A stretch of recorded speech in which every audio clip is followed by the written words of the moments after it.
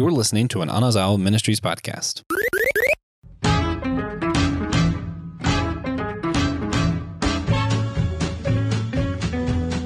There are two things that philosophers have been debating for decades. What is the meaning of life? And at what holiday do you watch The Nightmare Before Christmas? Well, today on Systematic Geekology, we're going to talk about at least one of those, maybe both. We'll find out, because today we are going to review The Nightmare Before Christmas, because there's nothing quite like reviewing a movie that's almost as old as me. We are the priests to the geeks, which means that we are mediators between the Christian faith and pop culture. This conversation is not going to be a bait and switch, a trap. And you know why? It's because that is a one-way ticket to Santa's naughty list. But if you want to end up on Santa's nice list this year, then you should go over to patreon.com/systematicgeekology and subscribe to one of our tiers. You will automatically end up on Santa's nice list. I guarantee it. I'm one of your hosts for today's conversation, Brandon Knight. I'm a bivocational Christian content creator. And the other night, my small group came over, and I always like putting something on for them to watch as they come in to kind of give it that homey vibe.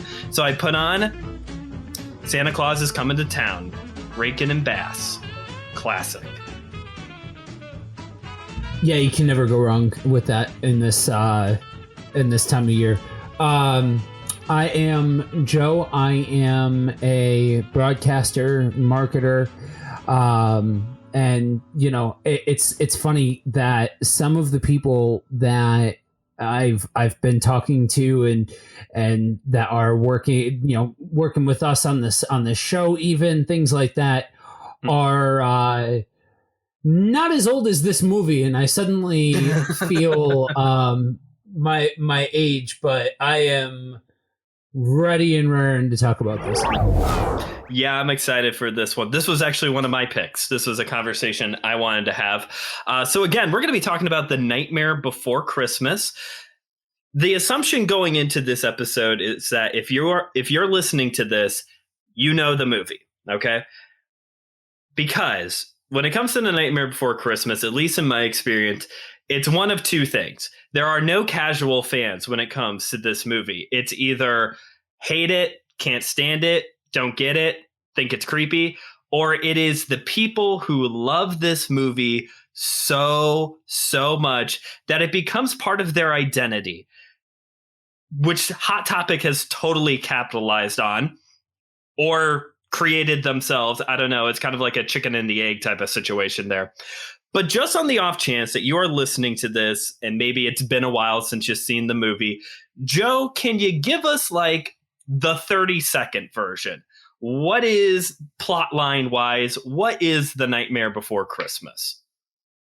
So Nightmare Before Christmas centers around Jack Skellington, and he's in a rut. He's sick and tired of the same old in Halloween Town, which is exactly how it sounds, an entire town centered around Halloween.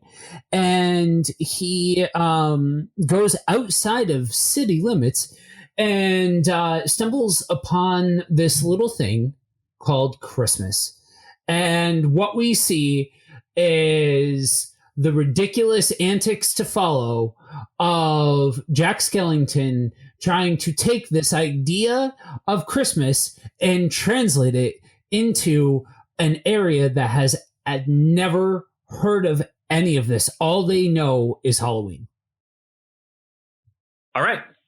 I just did a quick Google check, and actually the movie is 1 year older than me. This movie came out in 93 and I was born in 94. So sorry, Joe. Yikes. Yikes. Right. But yeah, no, that's a great summary of the film. This is technically called Tim Burton's The Nightmare Before Christmas. Burton actually had very little to do with the film. I believe he's one of the executive producers, and he wrote a poem that inspired the eventual story, the full story in the film. But at the time, in the 90s, especially by 93, Burton is a hot commodity. By that point, you already have Batman 89 with Jack Nicholson and Michael Keaton. Pee-wee's Big Adventure has already come out. I believe Beetlejuice is also on the table by this point as well. Burton is a hot commodity, so this was a marketing strategy. Let's slap his name right there on the title. Joe, we're both 90s kids. I grew up on the latter half of the 90s. You experienced the whole thing for yourself. What was your experience with this film? Do you remember what was the first time you came across The Nightmare Before Christmas? Was this a normal part of your holiday viewing? I remember when this first came out, I was 5, right? Okay. You said it came out in 94? 93. 93, so I was 4 when it came out. Okay. And this was used as a like a reward for me to finally learn how to read. Really? Which I know is super random, but yeah, that's something that and I was so into it because I had already like I was a 4-year-old boy. It was skeletons, it was cartoons, it was and we're talking about a time that was just anybody that knows, you know, Saturday morning kids culture from the 90s, just so totally steeped in this kind of thing that like it was right up my alley. Nice. I don't remember when I came across this movie for the first time. To me, it's weird. It's like through either I saw it at a very young age, or it's just one of those things that through osmosis, I have always known about The Nightmare Before Christmas. I've always known the plot, known the characters, but the first time I actually remember watching it all the way through, it was like high school. We're talking like 2011 is the first time that I remember actually watching the movie. But I've always known the songs. I've always known the characters. So it's always been there. Now, of course, with this movie, there is a long-standing geek debate. I alluded to this back at the beginning in the intro. The movie takes place in Halloween Town. So there's all these, as Joe was talking about, creepy skeletons. Oogie Boogie is like the boogeyman is one of the main characters. There's the trick-or-treaters. It's like these really bratty kids who are just like obnoxious throughout part of the movie. But also Christmas is a very important piece in this story as well. You know, one of the most iconic songs in the movie is the What's This, as Jack is exploring Christmas Town and seeing all of this Christmas stuff. And ultimately, the kidnapping of Sandy Claus and Jack trying to be Santa on Christmas Day. So the long-standing debate has always been, is it a Christmas movie? Is it a Halloween film? So we're going to put our chips down on the table because we're a geek podcast, and every geek podcast has probably had this conversation at some point. Joe, Christmas or Halloween? Which is it? Oh, absolutely. It's a Christmas movie. This is the type of movie that, like, you know, yes, there is a big hook towards Halloween as far as this goes, but like the majority of this movie centers around the idea of Christmas to the extent that it has to be a Christmas film. Has to be a Christmas film. So listeners at home, our fearless leader, Captain Joshua Knoll of the Starship Geekology, was also supposed to be on this episode. Scheduling conflict, wasn't able to make it, but I did text him and I wanted to know Christmas or Halloween from him as well. And the brat chose Thanksgiving. He said, go in the middle, because it would have taken place over the month of November into December. Go for Thanksgiving because it's the best holiday anyway. So thank you for that answer, Josh. But as for me, this movie, I'm glad we're having this conversation. I'm on the Halloween side with this movie. I think the creepy, spooky elements are a little bit, I think there are more there. They're more present in the film than the Christmas part. The thing about it, though, for me is this movie centers around two of the biggest holidays.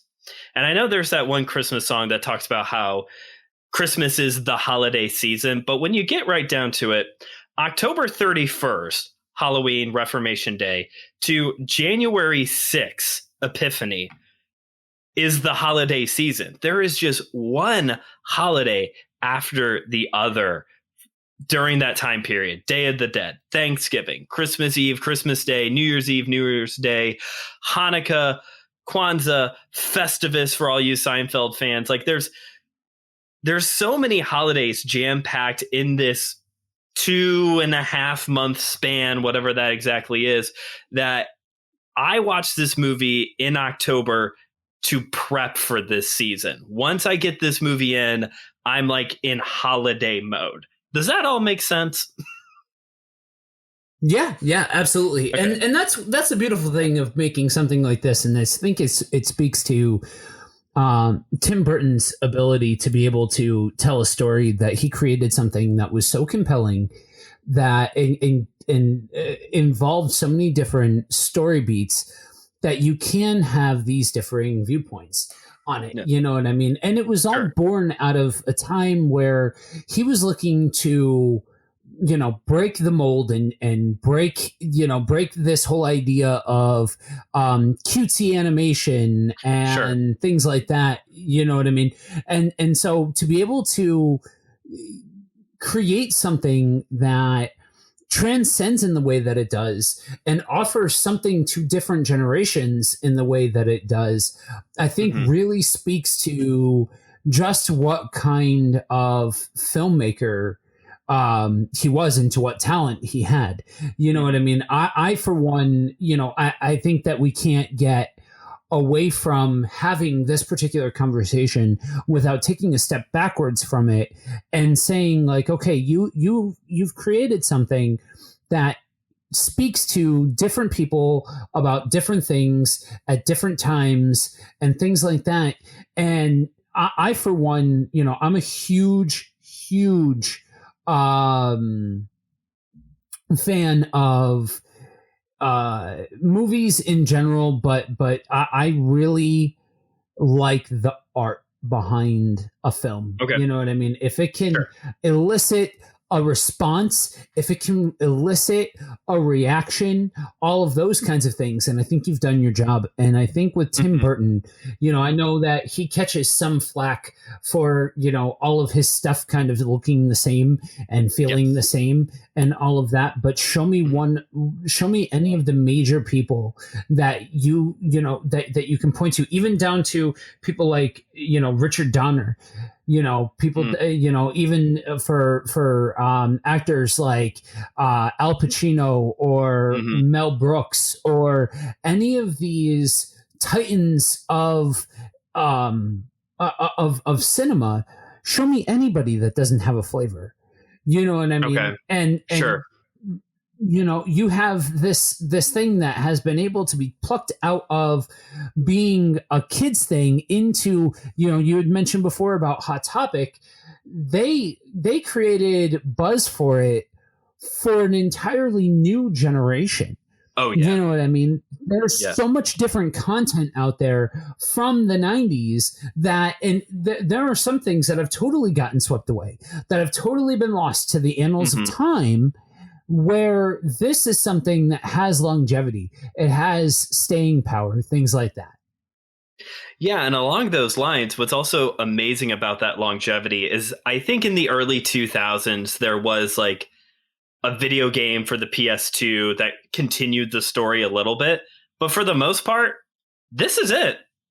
And it has had longevity just based off of this one film made in 1993, a movie 28 years old now, has had this long-staying power that still to this day, people, I see people all the time, year-round, wearing Jack Skellington-related memorabilia. Like, it doesn't matter. This is... Yeah.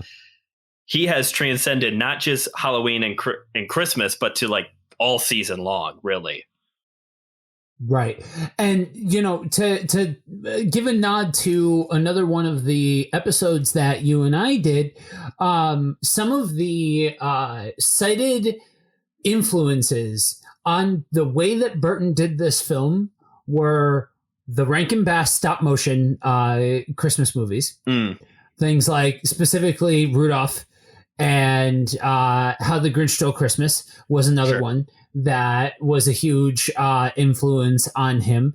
And for him, he'd cited in a behind the scenes thing that he did was that Nightmare was supposed to be kind of like a reverse Grinch, where it was a character that found Christmas and loves it and decides to try and do it himself than the character that hates Christmas. I see. I've never thought of it that way before, but yeah, I could definitely see that now. Just like the reverse way of he lived in the world that the Grinch should have lived in and then came across Christmas and then he found what he thought was his place.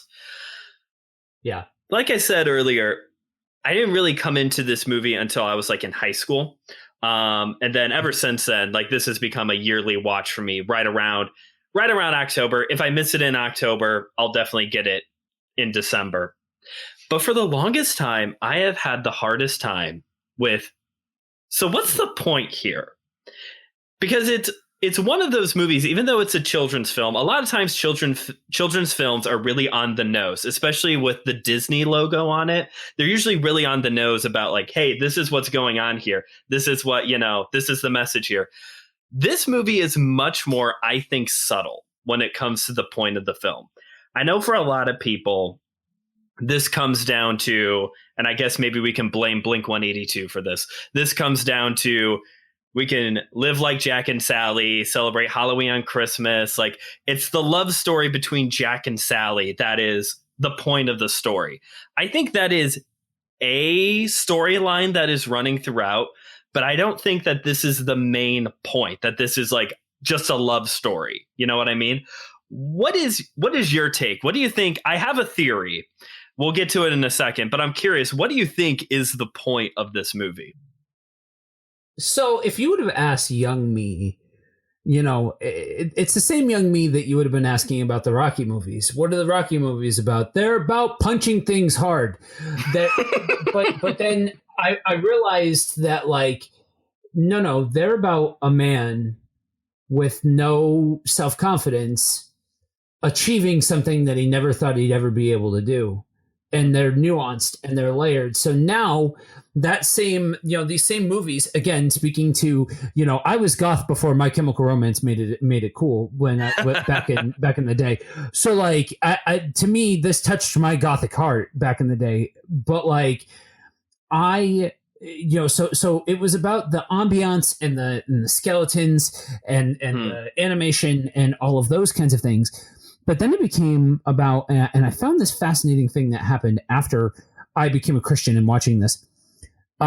Suddenly understanding that, like, okay, so you're saying it's a guy that hears about a thing, right?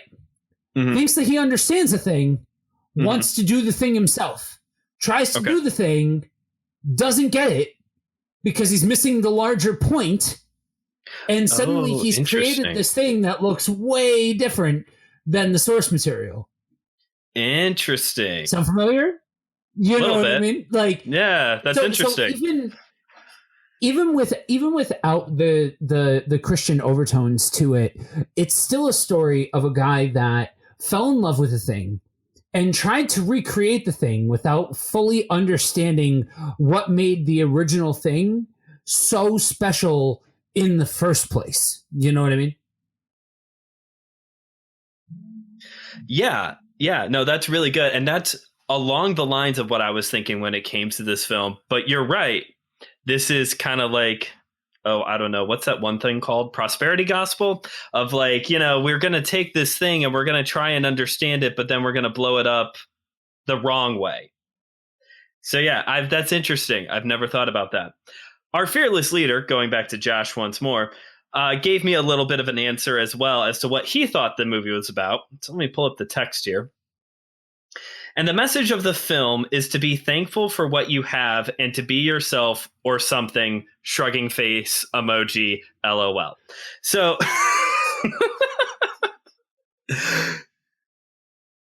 I think it's interesting. I think the thankful part is a little bit on the whole, like pushing his agenda to make Thanksgiving the greatest holiday of them all.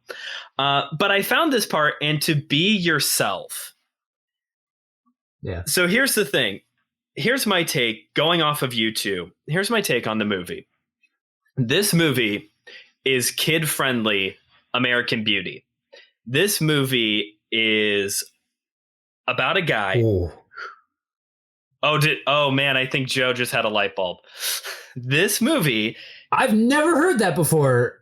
And I feel like now you need to do a 30-second Reader's Digest version of what American Beauty is for those of you that haven't seen it. But seriously, Sure. If you haven't seen American Beauty, you need to watch American Beauty. But go ahead. it is one of those classic films. Basically, to bring the two together in my short synopsis, this is a story of a guy who's hit his midlife crisis. This is a guy who is doing his thing, but has no more fulfillment in life from doing the thing. Life has kind of lost it. And what do you do? Well, I don't know what you do when you hit a midlife crisis. I'm only in my 20s. But I have hit ruts before in my working career. And you know what you do when you hit those ruts, when things start to feel really empty?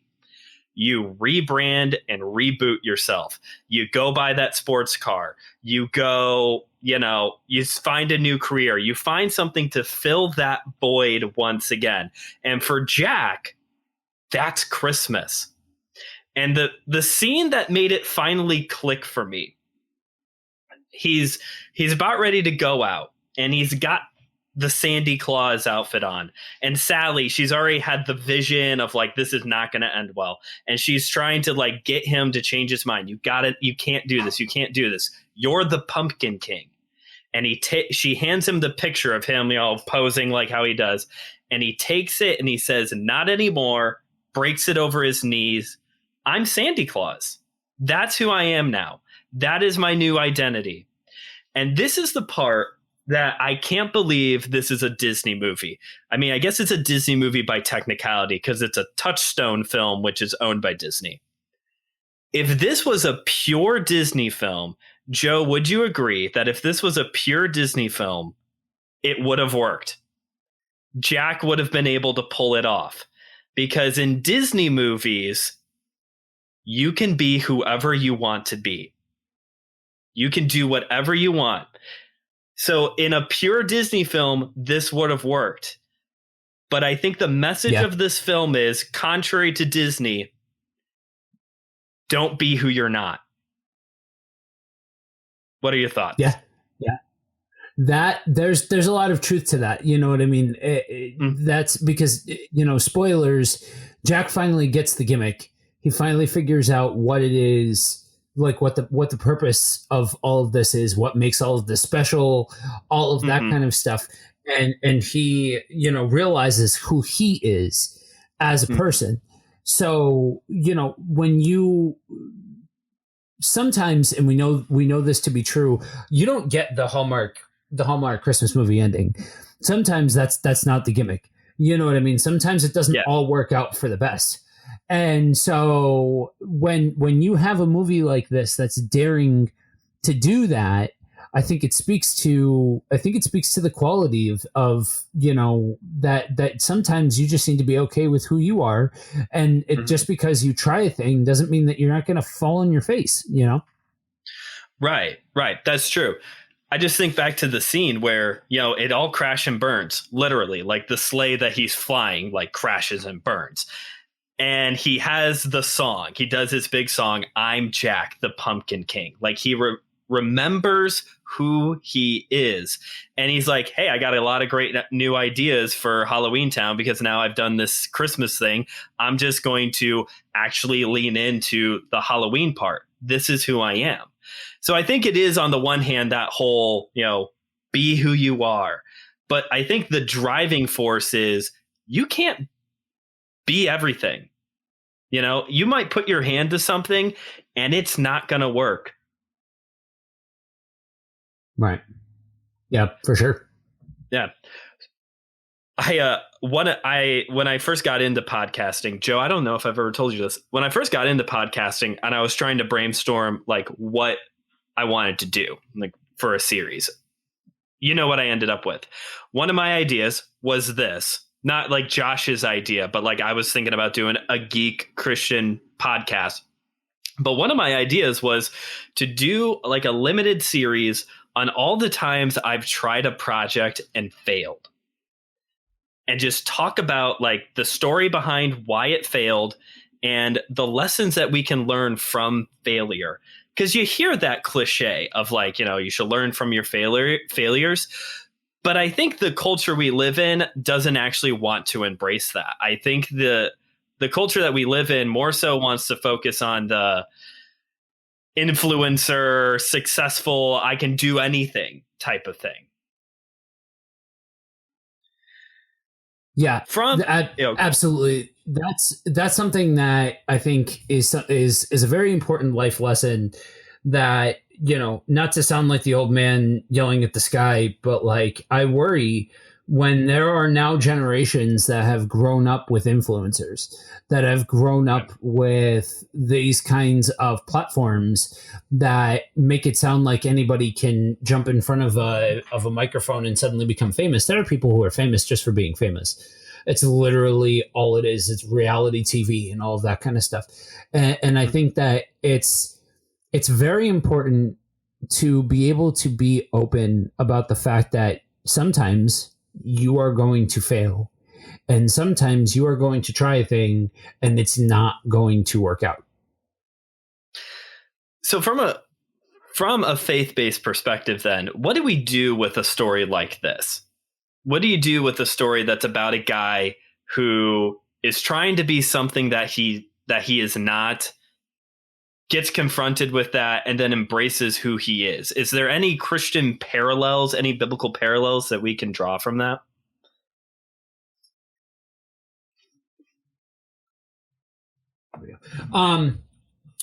Yeah, I mean, there are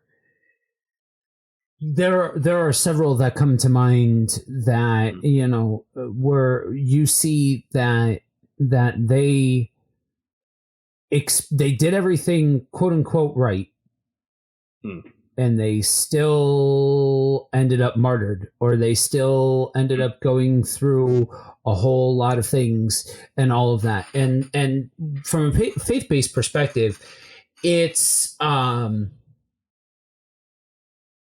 important for the church to tell these stories.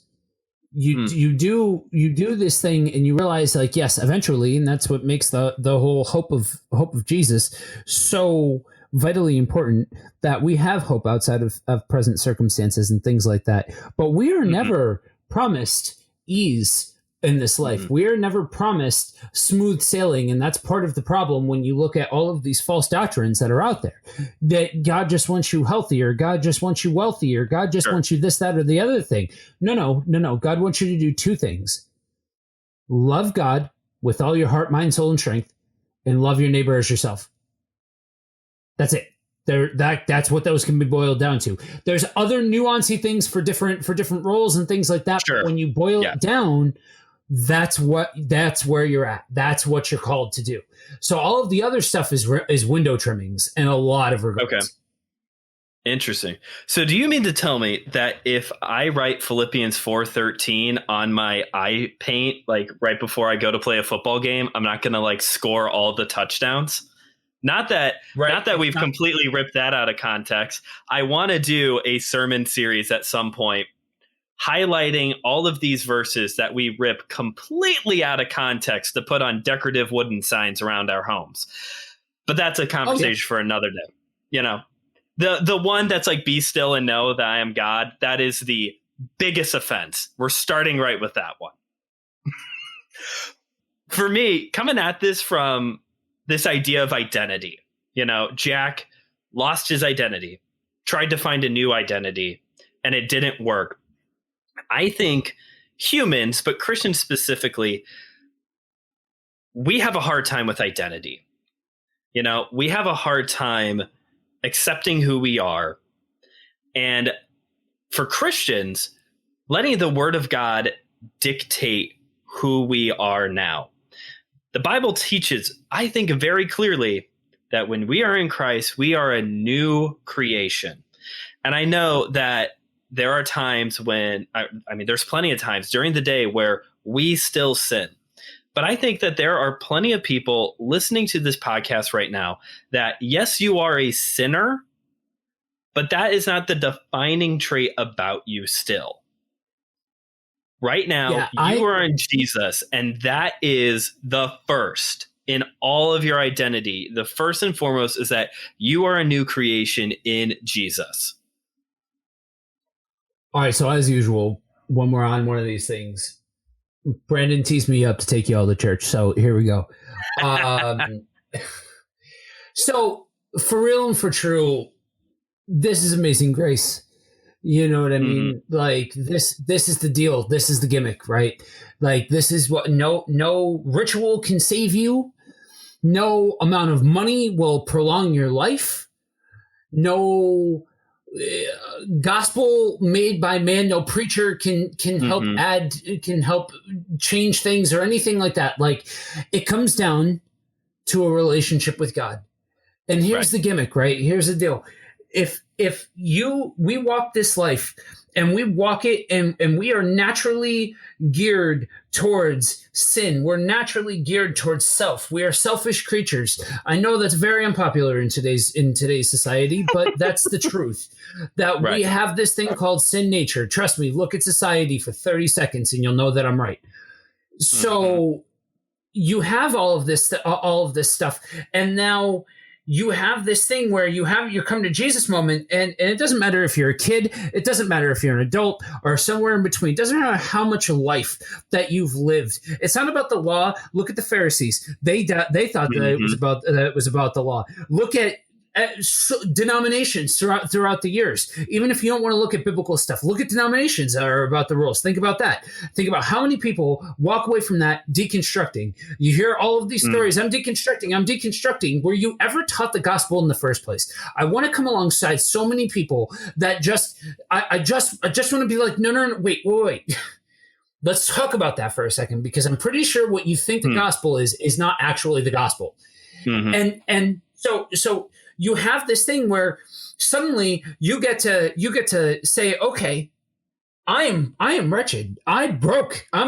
I don't know what to do with all this. And God comes along and says, okay, let's talk. Let's have that conversation. Yeah. And there's no such thing as a sinner's prayer. That's a man-made concept. Again, I know. I'm offending a lot of people right now, and I'm okay with it. The sinner's prayer is not a biblical concept, and so but entering into a relationship with God 100% is. Yeah. And we're all gonna hit that day where we're gonna have to come to call. We're all gonna have to call up and say, okay, this is it. But Jesus. You know but that's the thing. That's the caveat Jesus. At the end. But Jesus, and so when we get this ability, and I sometimes I sometimes thank God for how much crap that I have been through in this life to get to the sweet spot, because and it doesn't mean that the crap doesn't stop. Trust me, you should have heard me before getting on this episode. The crap didn't stop because I became a Christian, but I had this ability. I saw the depths of depravity that this world had to offer, and then I saw the counterbalance. I saw the thing that made it all make sense, the thing that made it all okay. And that doesn't mean that that makes the whole world sunshine and rainbows, because it just doesn't. That's just the gimmick. No. It doesn't. But in a world that doesn't offer any kind of stability, in a situation that says you can be whatever you like, but still won't give you that sense of satisfaction. Yeah. Look at the midlife crisis. Look at all of that. Yeah. I'm going to rebrand. I'm going to do this. I'm going to do that. How far did that get you? Because most people, that just makes the situation worse. Yeah. But you have this thing in this relationship with God that supersedes all of that. That gets to, that looks past all of that. and is the hope that we as Christians get to walk around with. That's that something different. That's that special something that makes us different, allows us to walk in a way that's completely and totally different than the world, because the world doesn't know the true wellspring of hope and life and peace. You know what I mean? Yeah. And it's not that hard. I mean, it's difficult because life is difficult. But what does Jesus say? Pick up your cross and follow me. Jesus had this huge crowd. And in America, that's a great thing. Have a crowd. You know what I mean? That's what determines if you're successful. Have the crowd. But what did Jesus did? He brought it in, and he had 70 that he sent out. And then he brought it in. He had the disciples. He had his 12 disciples. And then he brought it in. And he had Peter, James, and John. He had his 3 guys that he poured into. And it was not in the crowd, but the 3 people and the 12 disciples that the world gets turned upside down. That's what Acts says. The world gets turned upside down because they weren't great leaders. They didn't read the book on the 14 ways to make Jesus happy. They didn't read the book about how to spend your money to make Jesus happy. They followed Jesus. That is Christianity. That is it. Yeah. You are following Jesus. I heard recently a quote from my class. All Christians look like shepherds from the back and sheep from the front. Because as sheep, we're following the good shepherd, and we are following other shepherds, good, biblically minded individuals who are following Jesus. Imitate me as I imitate Jesus. That's what Paul said, and that's what we do from the front. But from the back, we have a litany of people who are following us as we follow, as we follow, as we follow, with Jesus, the good shepherd, up at the front. And you want to know how you get through a midlife crisis? You get through it by not having your identity wrapped up in that job or in that career, in that money, in that relationship, whatever it is. Like, it is first and foremost, I am following Jesus. Romans 6 talks about we are baptized into his death and we are raised to life. We are new creations. That is who we are. So I've had the opportunity to take a look at some of the analytics of the show, and we skew a little on the younger side as far as the average people listening to this. And so I want to just share two seconds with I was a chef for over a decade, and some people would say I am still a chef. It's a title that you can't be taken away, but even just me saying that shows that exactly what I'm getting at. I was in an industry where that was your identity. That was what you were. And that was heavily guarded and heavily cherished. And I haven't been a part of the restaurant business for 5 years now, something like that. Maybe not quite 5. And no, probably closer to 3 years I've been out of the restaurant business. Okay. And I love food. I love cooking. I love all of that kind of stuff. But no job title is going to make you is going to make you into anything more. It all can be taken away. Everything can be taken away. We've shown that in spades. So as you guys progress, as you go forward, understand, as we watch something like this may look like, dude, we were just supposed to talk about Nightmare Before Christmas, but like, this is the kind of thing, these are lessons for a reason. The hero's story is a lesson for a reason. Self-doubt is a lesson for a reason. All of these things are lessons for a reason, because they are reality. This is something that happens in everyday life. Is it like Nightmare Before Christmas every time? No, but it's still something that's applicable to everyday life. And so putting your identity in, what am I first and foremost? I am a child of God. Before anything else, I am a child of God. That's your true north. That's the center point. It doesn't matter who says what you can be or what you can't be, because some of you are not going to be the thing that you want to try and be. I'm sorry to say it, but that's just the gimmick. Some of you will fail at what you try to do. I would wager more of you than not are probably going to fail at what you're trying to do. That's just the deal.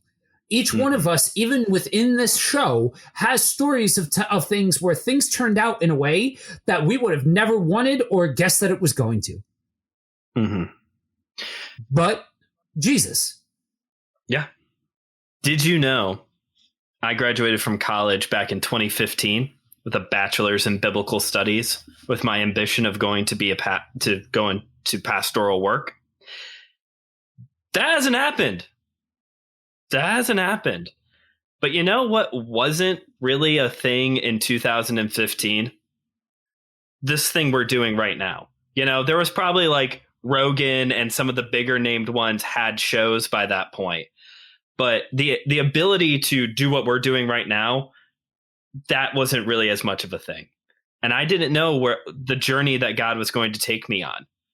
You know, it has worked out. It looks differently, but I'm still thankful for it. And my identity, and this was a hard one for me to grapple with. Here I am, young guy right out of college, wanting to be a pastor, and I'm working in 15 degrees in a freezer at a grocery store.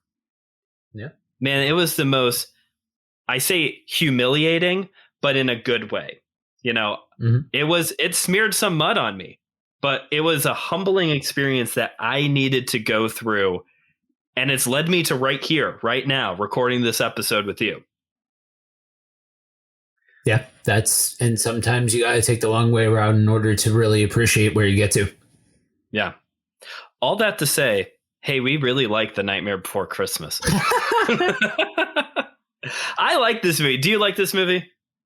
I do. It is one of my favorites. Yeah, definitely. I mean, for me, watching it during Halloween, there's a lot less competition. So, I mean, during Christmas, I've got too many options. But hey, you ready to start wrapping this thing up? Yeah. All right. So, as we bring this episode to a close, Joe, you got any recommendations for our listeners, either related to Nightmare Before Christmas or whatever? What's new? So I have been following an audio drama called Power Rangers audio drama. It's a Nice. It's a serialized thing, fan made, all of that. Dude, it is out of bounds for anybody that is that has ever said, I want the Power Rangers but like adult themed. Dude, okay. It is fair warning. There is language. There are some adult themes. It's, when I say it's dark, there's mass genocide at one point. Like, it is a thing. Yeah. It gets for real, but it is very good. So I would suggest taking a listen to that. You said fan made too, like a fan flick type of thing. Cool. Mm-hmm. That's cool. For me, I have a recommendation for you all listening for next Christmas. So my wife and I, we grew up Baptist, which means we reject the church calendar. And we aren't Baptists anymore.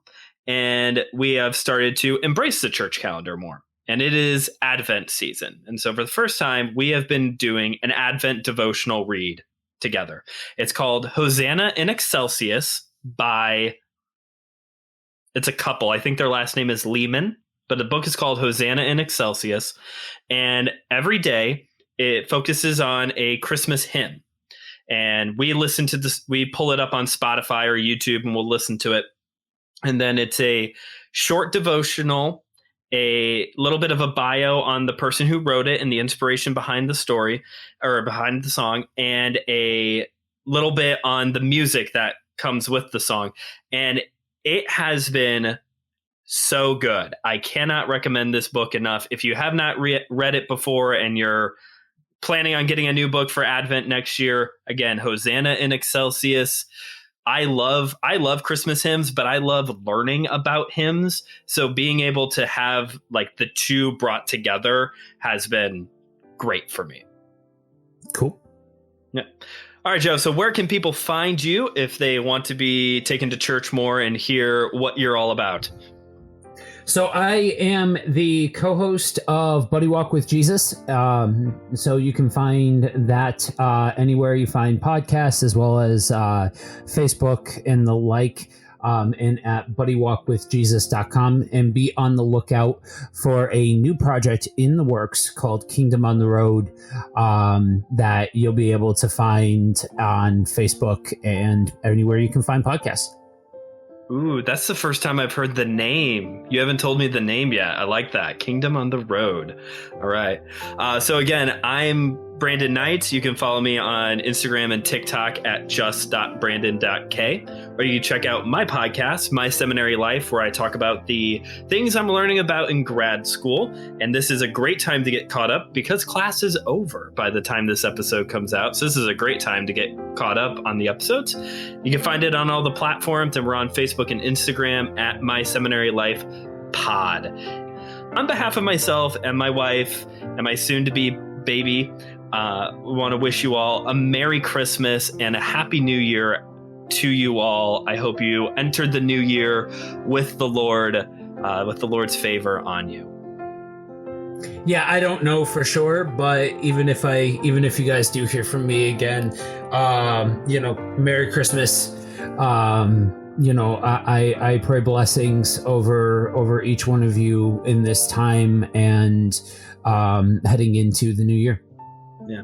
And remember, everyone, we are all a chosen priesthood, a geekdom of priests.